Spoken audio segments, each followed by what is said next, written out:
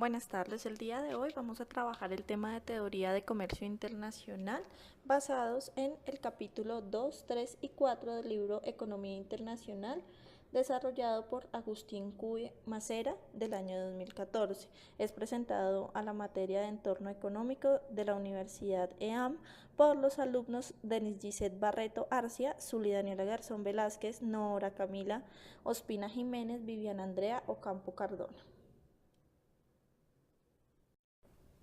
Resumen. El enfoque de la Guía 1 está constituido para conocer e interpretar las teorías críticas y aportes fundamentales de algunos conocedores del mercantilismo. Estos son Hume, Smith y David Ricardo, los cuales contribuyen al crecimiento intelectual y estructural del comercio internacional e internacional bajo conceptos claros, entendibles y manejables en el ámbito comercial, permitiendo generar una conducta de participación y conocimiento del mercado. Adicional a esto se maneja el concepto de ventaja competitiva, el cual es de suma importancia para el crecimiento económico de los países porque de esta forma se pueden diseñar estrategias que permitan generar aportes significativos y participativos, llevando consigo al reconocimiento mundial por realizar o generar modelos productivos y sostenibles. Las palabras claves utilizadas son mercantilismo, teorías, estrategias y modelos.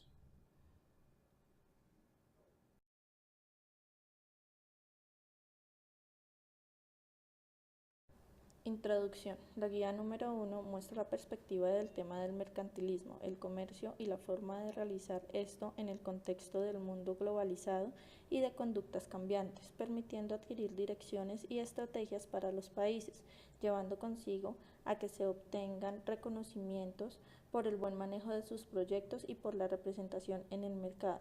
Dentro de la guía se desarrollan conceptos claros y claves de grandes expositores como Hume, Smith, David Ricardo, los cuales aportan al crecimiento de nociones referentes a todo lo relacionado con el mercado de bienes y servicios, exportación y generación de ventaja competitiva para los países. Es de gran importancia el reconocimiento mundial, ya sea por su conocimiento cultural, tradicional o perspectiva de los mercados.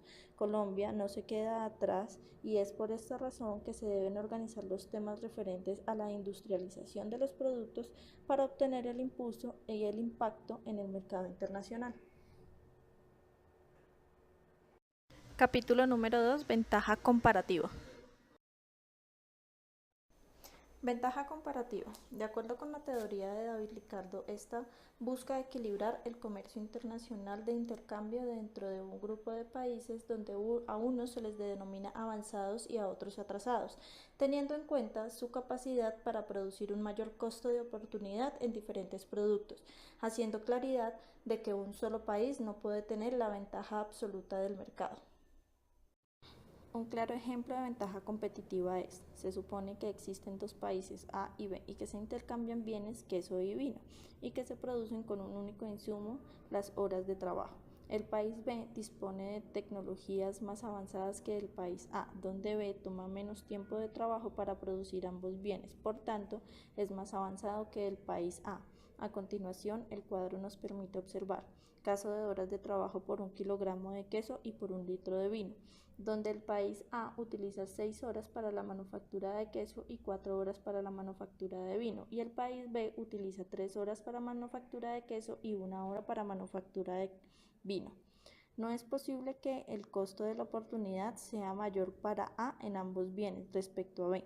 Si es mayor en uno, deberá ser menor en otro, y se representa de la siguiente manera.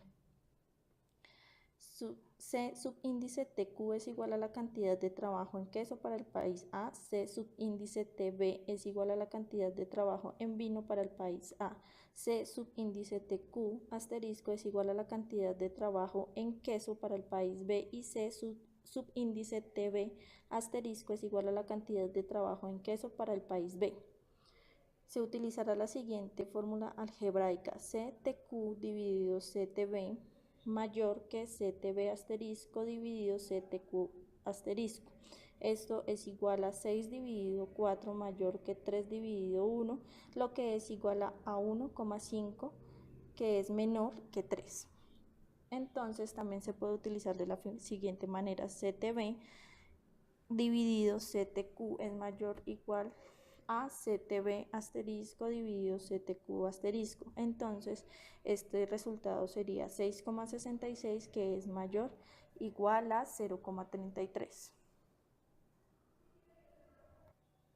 Teniendo en cuenta el ejercicio anterior en términos de ejemplo numérico que se utiliza si 1,3 es menor que 3, entonces 0,66 será mayor a 0,33. Recuerde que el sentido de la desigualdad se invierte al calcular el recíproco en ambos lados. El país A tiene ventaja comparativa que queso porque este tiene el menor costo de oportunidad en términos del vino. Por su parte, el país B tiene ventaja comparativa en vino porque este tiene el menor costo de oportunidad en términos de queso. No es posible que alguna de las dos naciones tenga ventaja comparativa ni desventaja comparativa en ambos bienes. Ahora bien, David Ricardo dentro de su teoría cita el salario real y el relativo, donde el salario real era importante puesto que éste determinaba la cantidad de bienes que podía obtener el trabajador. De esta manera, si el precio de los bienes se incrementaba, también debería incrementar el salario de manera recíproca, procurando que la economía y el mercado se mantengan estables. Ahora bien, sobre el salario relativo, a este se le denomina mínimo, el cual está determinado por el costo laboral compatible con el mayor rendimiento de trabajo. Además, David Ricardo cita, los salarios deben estimarse por su valor real, es decir, por la cantidad de trabajo y de capital empleado para producirles, y no por su valor nominal en abrigos, sombreros, dinero o maíz. Finalmente, dentro de los beneficios del comercio internacional podemos encontrar el mejoramiento de la ventaja comparativa de cada negocio, el incremento de la demanda de un producto en específico, la especialización técnica y tecnológica sobre un producto respecto a sus trabajadores y la empresa como tal, satisfacción de la demanda y de los consumidores internos y externos, la apertura comercial de un país y el intercambio de productos excedentes. Capítulo 3. Teoría de proporciones de factores HOS. A continuación explicaremos qué es la frontera de posibilidad de producción. Es una gráfica que me permite comparar la tasa de producción de los productos en función de los recursos disponibles, delimitando la cantidad en que un bien se puede producir en función de los niveles de producción de los otros. A su vez, me permite representar términos económicos como la escasez de recursos, el costo de oportunidad, la eficacia productiva y la economía a escala. Por medio de un gráfico como el que tenemos ahora en pantalla, podemos identificar que en todos aquellos puntos que se encuentran por debajo de la curva son asignaciones ineficientes, ya que en cierta medida se despilfarraron recursos. Los que se encuentran por encima son posiciones inalcanzables, ya que no se cuenta con factores productivos y o tecnologías para producir a este nivel. Los puntos de la curva son igualmente eficientes en cada uno de ellos. Los factores de producción son la tierra, el capital y el trabajo, considerando que existiera pleno empleo y que los recursos se utilizaran de manera eficiente. Modelo Hexer-Holling. Este modelo es reconocido a nivel mundial como uno de los mayores aportes neoclásicos y explica cómo funcionan los flujos del comercio internacional. Se basa en que un país tendrá una ventaja comparativa y competitiva en aquellos bienes en los que cuente con una abundante cantidad de factores, es decir, los bienes que sean más baratos a producir en su interior, y a su vez contará con una desventaja si produce bienes en los cuales cuente con un factor relativamente escaso o caro de producir. Adicional, el teorema de Samuelson nos indica que si aumenta el precio relativo de un bien intensivo en un factor, mejorará la posición absoluta de este factor, al mismo tiempo que empeorará la posición absoluta del otro factor.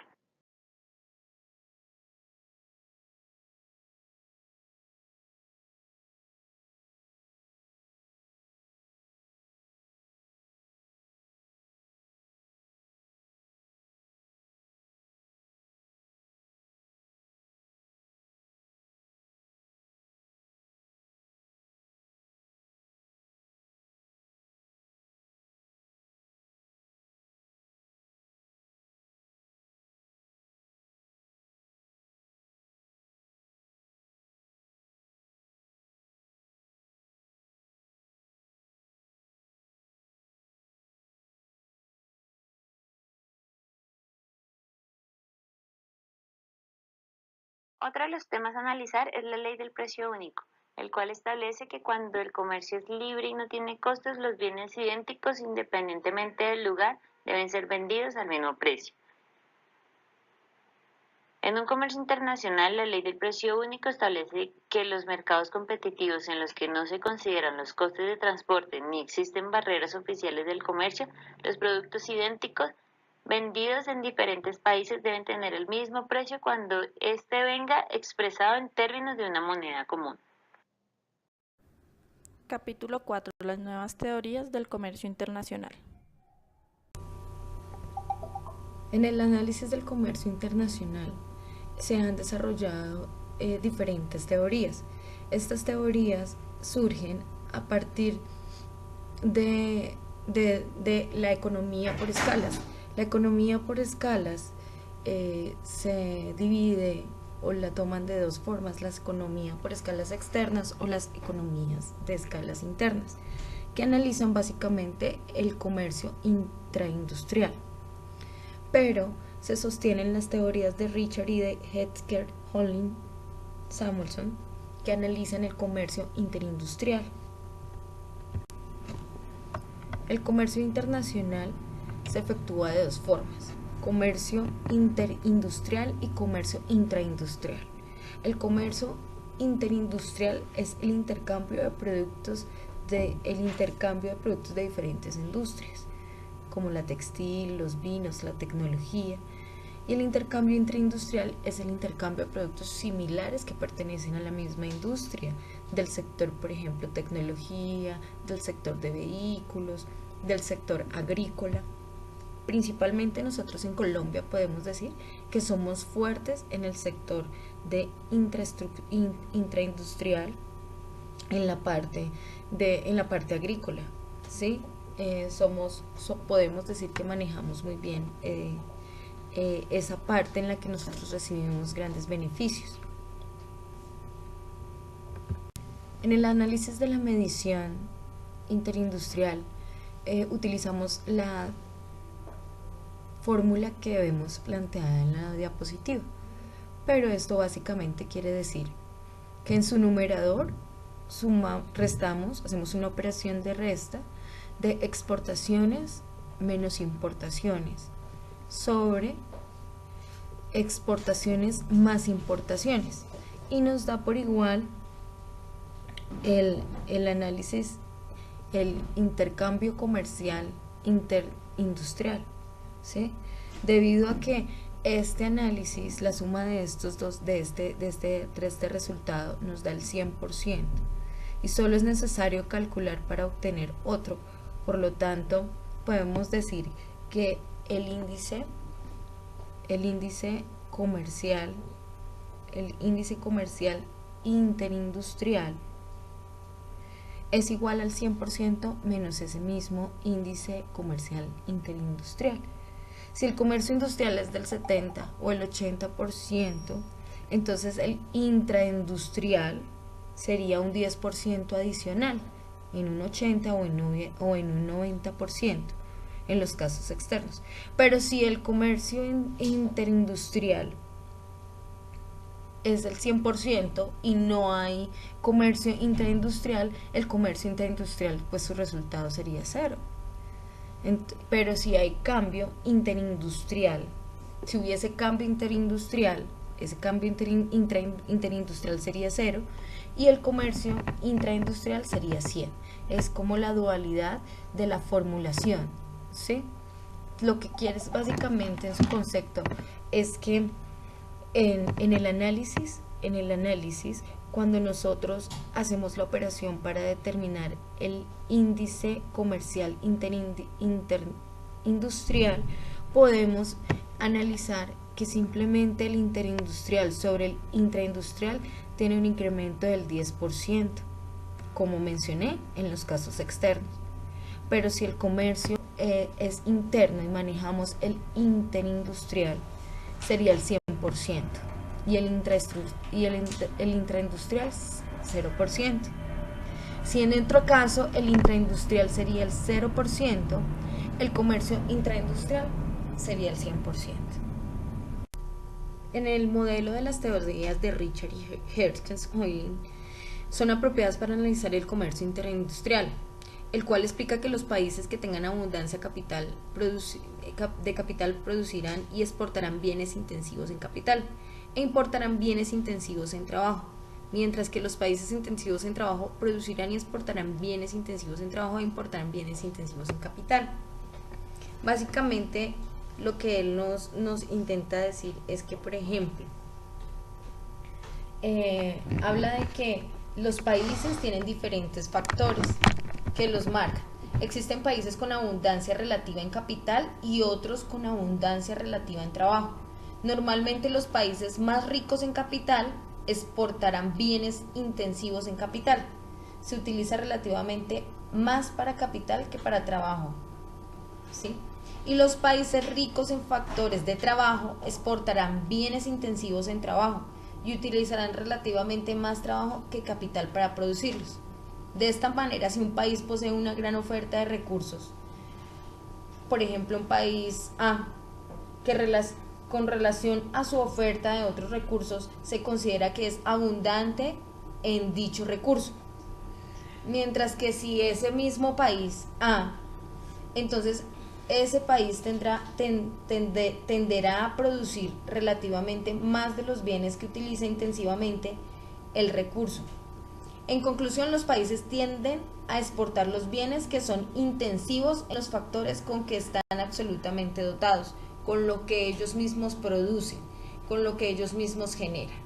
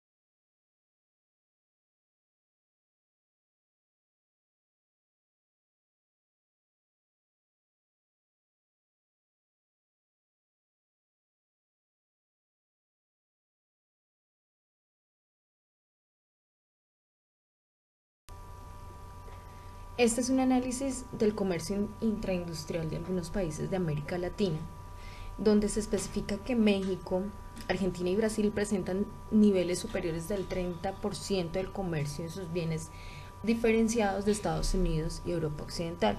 Las demás economías presentan participación inferiores al 10%, en promedio son marginales a los grados observados en relación con Japón. El análisis de la economía por escalas. La economía de escalas se obtiene si al aumentar la producción disminuye el costo medio unitario. Esto es posible o ocurre en dos situaciones diferentes. La industria A. Si la industria crece porque aumenta el número de empresas pequeñas. O B. Aumenta la dimensión de las dimensiones propias de la empresa. En este caso, si son economías en escalas externas. O B. Si son economías en escalas internas, ¿sí? Nótese en el diagrama que se desarrolló en los rendimientos de escalas, en las escalas crecientes y decrecientes, como causa de que la economía en causa en escalas internas tienen factores determinantes como técnicos, administrativos, comerciales, financieros, de riesgo y laborales. En la escala externa se toma por en cuenta los factores de las economías de la concentración, de la información o de la desintegración. Los factores decrecientes a causa de la deseconomía de las escalas también son internas y externas, pero las internas también son de tecnología, financieras, de riesgo y administrativas. Lo que quiere decir que todos los factores internos de la empresa o elementos determinantes de la empresa son los que nos hacen, como mencionamos arriba, tener un aumento o disminución del costo medio unitario. Y la economía externa nos habla de los factores que afectan a mi empresa con relación a otras empresas, el crecimiento de otras empresas o el desarrollo de otras empresas que me hacen a mí crecer o disminuir en todo mi entorno comercial. En este caso, se toma como referencia si tuviéramos una empresa de camisetas y fuéramos a fabricarlas. Vamos a sacar una confección o una línea de camisetas blancas estampadas, camisetas blancas estampadas. Entonces dice que si nosotros tuviéramos costos fijos como la maquinaria para empezar a enmarcar o a estampar las camisetas y unos costos variables de producción para producir esas camisetas en blanco, quiere decir que nosotros podremos hacer una alianza con nuestro proveedor para mayor producción de camisetas o mayor requerimiento de camisetas, él nos baje los costos, igual nosotros podamos comprar las tintas a menor costo. Entonces esto es lo que nos quiere decir que es un know-how, que es cómo funcionamos en equipo en alianzas estratégicas para el beneficio y crecimiento de mi empresa. Para concluir, este capítulo nos indica que las economías de escalas han sido muy importantes en la creación de grandes empresas del mercado y su funcionamiento histórico. Quiere decir que las empresas, a través de sus análisis por escalas internas y externas, han determinado cómo esos factores internos los pueden hacer crecer o disminuir frente a los factores externos de crecimiento de más empresas, del crecimiento por sectores económicos. Entonces ha determinado cómo la empresa puede tener claro su crecimiento competitivo frente a todo su entorno comercial. También nos determina la diversidad de las preferencias de los consumidores que es mejor atendida por los mercados internacionales, que cuando solo nos disponemos de los productos elaborados internamente. Nosotros, esas alianzas nos han fortalecido, esas alianzas de romper las fronteras, de hacer convenios con otros países en importaciones, exportaciones, nos han hecho crecer definitivamente y darle una seguridad a los consumidores de aquel elemento o aquellas cosas que ellos requieren y que definitivamente van a la vanguardia y a un nivel de mejoramiento, digámoslo, en tecnología, en desarrollo, en evolución. Esa evolución de los productos hace que nosotros crezcamos como industria y en nuestro país se pueda evidenciar una estructura más determinada en cuanto a la parte industrial y a la parte económica y sostenible de estas empresas. Muchas gracias. Lectura. El papel de la ventaja competitiva en el desarrollo económico de los países. Dando seguimiento a la exposición del tema, se va a manejar el tema de la ventaja competitiva, dando respuesta a la pregunta si habrán productos colombianos con ventajas competitivas. Es importante recalcar que Colombia es un país muy rico en extensión, pues en el campo, donde se producen muchos bienes agrícolas, los cuales son primarios, como las frutas, las verduras. También es importante mirar que Colombia es reconocido pues, por su extensión de tierras y adicional a esto por su exportación de café, flores y también otros productos como el petróleo o el níquel o el carbón, los cuales pues han llevado a que Colombia tenga un posicionamiento referente a las exportaciones de estos productos.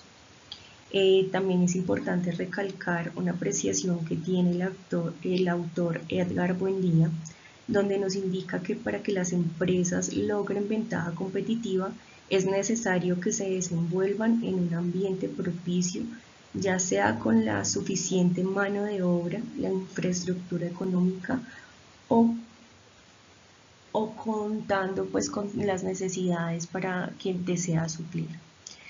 Por eso es importante recalcar que no solo es basarse en una ventaja competitiva en ciertos productos, hay que ser innovador y en este momento pues Colombia está yendo como a la vanguardia de esto y buscando nuevos productos para incursionar en el mercado extranjero.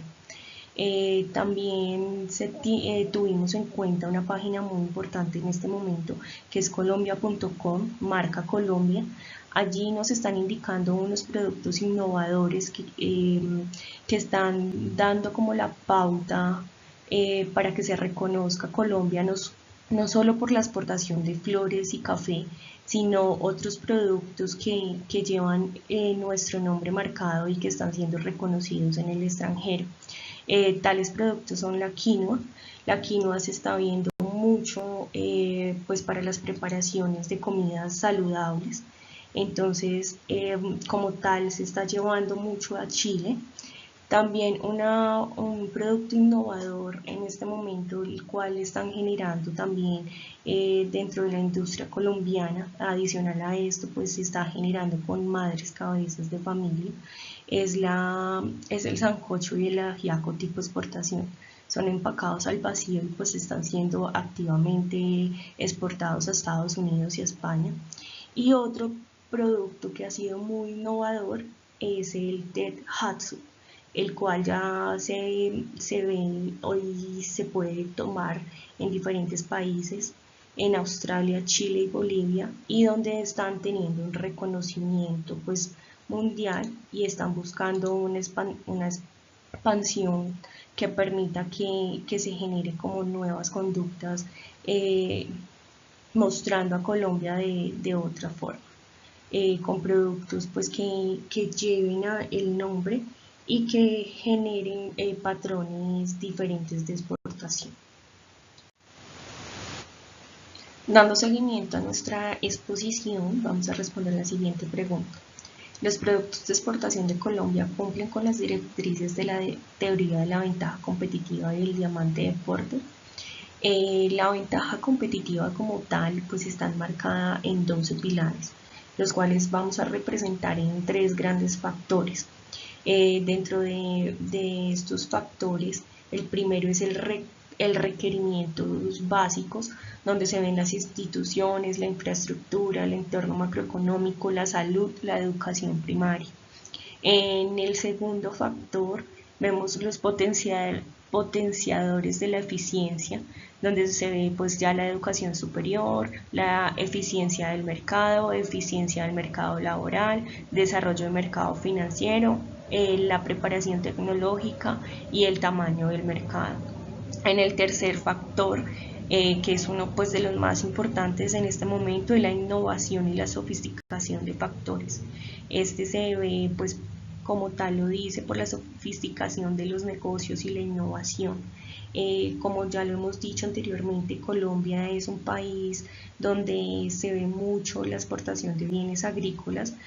No quiere decir que no se tengan otros productos, los cuales en este momento, como ya lo había explicado antes, están siendo de gran ayuda a la innovación, porque no solo se están enmarcando en estos bienes agrícolas, sino generando otras conductas. Pero basándonos en la respuesta, queremos decir pues que en Colombia como tal, los productos no están cumpliendo con todas las directrices porque no se está dando esa posición a que se cumplan todos los factores. Colombia es un país que todavía le falta crecer mucho para volverse una potencia en el tema de exportación. Según el diamante de Porter, también pues va enmarcado como tal en las condiciones de los factores. Pues allí también se ve la infraestructura, la capacidad de crecimiento. Como tal, en esta parte a Colombia todavía le falta. No se han creado como todavía centros de investigación que fomenten el desarrollo y la cultura en los estudiantes. Adicional a esto, pues no existe como tal una estructura estratégica en la rivalidad porque no hay competencia interna para llegar a tener pues esos niveles de exportación. Adicional a esto, pues las condiciones de demanda pues son escasas porque no se tienen gran cantidad de productos o gran cantidad de servicios para exportar. Pues los proveedores nacionales ya van más enmarcados en los sectores afines que son las industrias de soporte, si se encuentran relacionadas. Y otra parte importante es la estrategia, la estructura y la rivalidad de las empresas. Pues como tal, ya lo habíamos explicado, estos factores no se dan mucho porque no van enmarcados como tal en todo el sistema de exportación. Entonces, dentro de la ventaja competitiva es importante resaltar que las empresas o como tal los países deben de involucrarse directamente en lo que son especializados. Entonces, pues a Colombia todavía le falta, está tratando de innovar y de buscar como cosas diferentes para generar ese reconocimiento mundial. Es importante también dar como una pauta que pues que todavía al país le faltan muchos medios que promuevan este tipo de ejercicios, que promuevan a las empresas, a los jóvenes y que generen pues como más competitividad y así generar pues conductas de innovación y de creatividad en las personas. Conclusiones y bibliografía.